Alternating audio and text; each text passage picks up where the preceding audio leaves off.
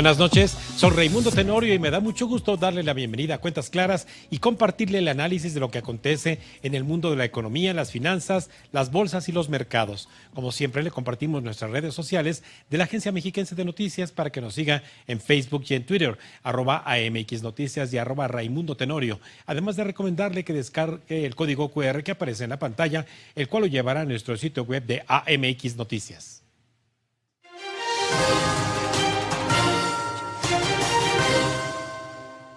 Mire, existe la creencia de que los empresarios son los únicos que determinan los sueldos y salarios de los trabajadores. Si los mercados de trabajo funcionaran de manera perfecta, podría suponerse que los salarios, que son el precio que se paga por hora o día de trabajo, serían autorregulados por la simple negociación entre patrones y trabajadores. Sin embargo, no es así, pues todo depende fundamentalmente de las capacidades de conocimiento y aplicación de los mismos por parte de los trabajadores en las actividades productivas. Al respecto, en días recientes, Carlos López Jones, director de consultoría en tendencias económico-financieras, escribió sobre lo que determina el nivel de salarios y de ello vamos a conversar con él esta noche. Muy buenas noches, Carlos. Raimundo, como siempre, a tus órdenes. Muchas gracias. Te agradezco mucho, amigo mío. Y bueno, en principio, los sueldos y salarios en los mercados los vemos obviamente diferentes, pero en principio, los patrones, ¿qué buscan en los trabajadores? Bueno, Raimundo, existe la falsa creencia de que los empresarios son los únicos que ponen el sueldo, ¿no? Hay mucha creencia en México de que los empresarios buscan explotar al trabajador y eso no es del todo cierto. ¿Qué es lo que va a determinar los sueldos y salarios? Lo primero somos nosotros mismos, lo que nosotros estudiamos, la cantidad de estudios que tenemos. Si ponemos, por ejemplo, un hospital, encontramos dos labores: el que hace el aseo y el cirujano. Las dos actividades para un hospital son fundamentales. Hay que tener el hospital limpio y necesitamos un buen cirujano. Pero cuando vemos los sueldos y salarios de cirujanos y de quienes hacen la limpieza en el mismo hospital, encontramos que las personas que hacen la limpieza ganan muchísimo menos que el cirujano. Y la razón es cuánto estudió cada uno. Una persona que hace la limpieza probablemente únicamente terminó secundaria o preparatoria. En cambio, un cirujano estudió 6, 8 o hasta 10 años para llegar a ser un cirujano con cierta especialidad. En consecuencia, va a ser más difícil que yo consiga a un cirujano en caso de que renuncie, a si consigo a una persona que hace el aseo en caso de que renuncie. Entonces, el primer factor es nosotros mismos. Si yo quiero ganar más, debo de estudiar más para tener más conocimientos y, en consecuencia, poder buscar un mejor trabajo. El segundo aspecto es ¿qué estudio? Porque también nos sucede que hay muchas carreras, muchas personas con un doctorado, sobre todo en este momento en ciencias humanistas, que no encuentran trabajo o que están de taxistas. Y es porque la cantidad de empleos que se requieren en México para esas carreras son muchísimo menores que para otras carreras. Ejemplo, en este momento, si alguien es egresado de, no sé, ciencias de la comunicación o estudio de lenguas o de sociología, va a ser más difícil que encuentre un empleo frente a un ingeniero en software o en desarrollo de computadoras o un ingeniero químico o un físico. En este momento el mercado está demandando, necesita más egresados de carreras que llamamos STEM. Son las carreras de ciencia, de tecnología, de ingeniería y de matemáticas. Y esta tendencia la vamos a seguir viendo en los próximos 5, 10 y 15 años. Entonces, es muy importante que aquellos jóvenes que nos están escuchando consideren estudiar carreras de ciencias exactas.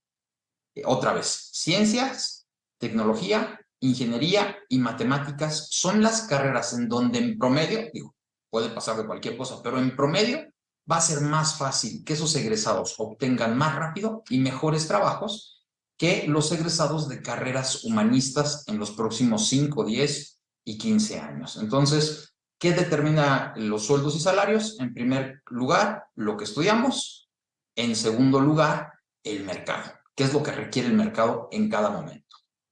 Carlos, entonces, dada la estructura del mercado de trabajo, es decir, donde se ofrece por parte de nosotros, los trabajadores, conocimiento, experiencia, capacidades, también hay competencia. Es decir, no soy el único que va a ofrecer esas capacidades, conocimientos y experiencia.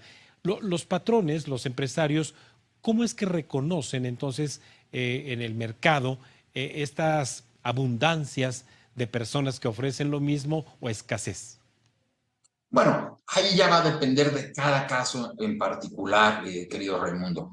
Hay empresas, por ejemplo, que se dedican a hacer encuestas a las mismas empresas de cada sector y les preguntan cuánto gana cada persona dentro de su escalafón. En consecuencia, si yo soy una empresa del sector manufacturero y estoy buscando un director general, voy a pagar acorde a esa encuesta a lo que pagan otras empresas dentro del sector. Si busco una secretaria de director general, también. Si busco a un operador de cierto tipo de maquinaria, también ya existe más o menos una serie de rangos de sueldos y salarios. Es importante señalar que si yo quiero aumentar mi sueldo, pues una opción es irme a la competencia. Y no está mal, ¿eh? En México pensamos que irnos a la competencia a trabajar está mal y no. Es una muy buena opción para el trabajador.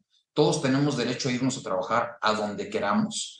Y si yo me voy con mis conocimientos a una empresa de la competencia que me ofrece un 10, un 15, un 20% más de sueldo, la empresa que me contrata obtiene mis conocimientos y de esa manera la empresa mejora sus procesos porque aprende de lo que están haciendo otras empresas y yo obtengo un mejor sueldo y salario. Es muy común en países desarrollados que las personas duren 3, 4 años en un empleo y después se cambien porque ya obtuvieron los nuevos conocimientos y se van a otra empresa del mismo sector o de otros sectores a aplicar esos conocimientos. El cambio es bueno, Raimundo.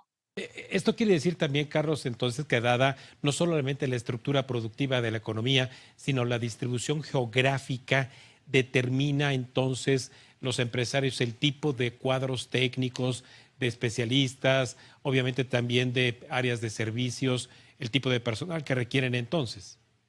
Sí, por supuesto. Por ejemplo, si yo decido poner un hotel en Ciudad Juárez, que es una zona manufacturera, pues voy a encontrar a pocas personas especializadas en el sector hotelero.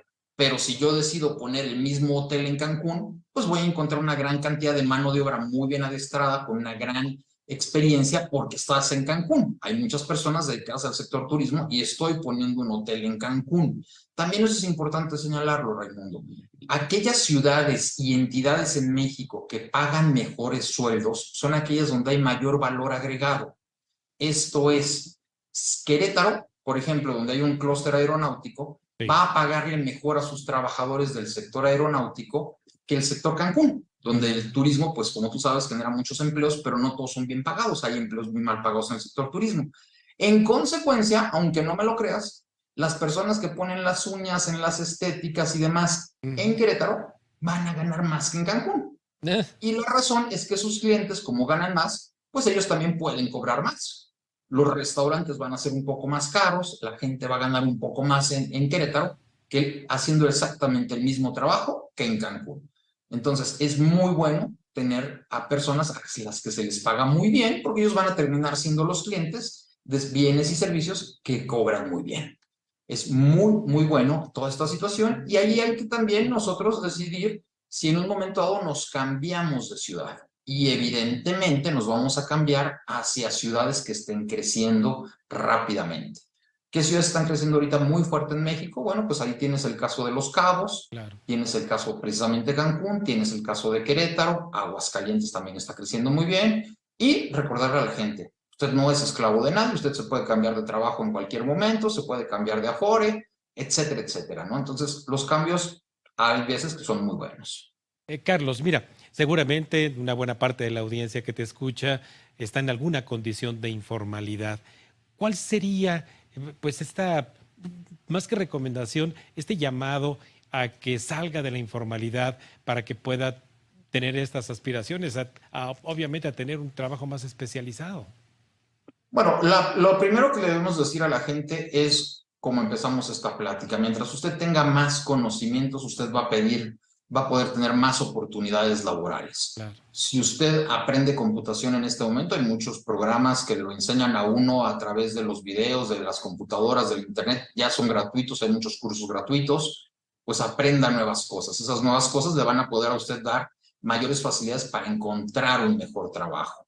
La ventaja de trabajar en un lugar que tiene prestaciones sociales tiene mucho que ver con nuestra jubilación. Hay que recordar que en México la esperanza de vida para hombres es de 75 años, para mujeres es de 78 años, y normalmente nos estamos jubilando entre los 60 y los 65, entonces habrá 12, 15 años donde debemos de ver de qué vamos a vivir. En consecuencia, empezar a ahorrar desde este momento para nuestra futura jubilación, pues creo que es muy importante. Y tener seguridad social, esto es tener un médico que nos vea cuando ya estemos jubilados, creo que también es muy importante. Es buscar un seguro, el tener una prestación. El tener prestaciones nos permitirá tener un seguro para los años en los que ya no vamos a trabajar, Raimundo, y recordarle a las personas que las Afores son un ahorro individualizado. Sí. Ya cada quien le metemos a nuestra Afore, ya no es como antes. Entonces, muy importante tener ese ahorro. ¿Cómo no? ¿Cómo no? Sí, mi querido Carlos. Carlos, hemos estado compartiendo tu red social, pero recuérdanos, por favor, el día que escribes tu columna y en dónde.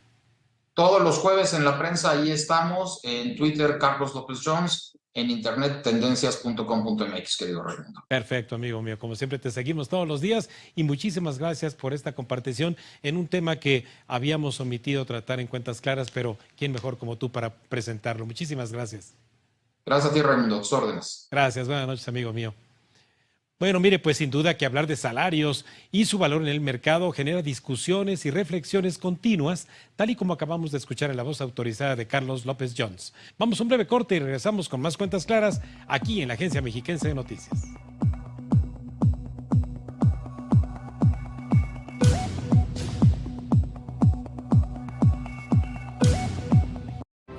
Estás viendo Cuentas Claras con Raimundo Tenorio.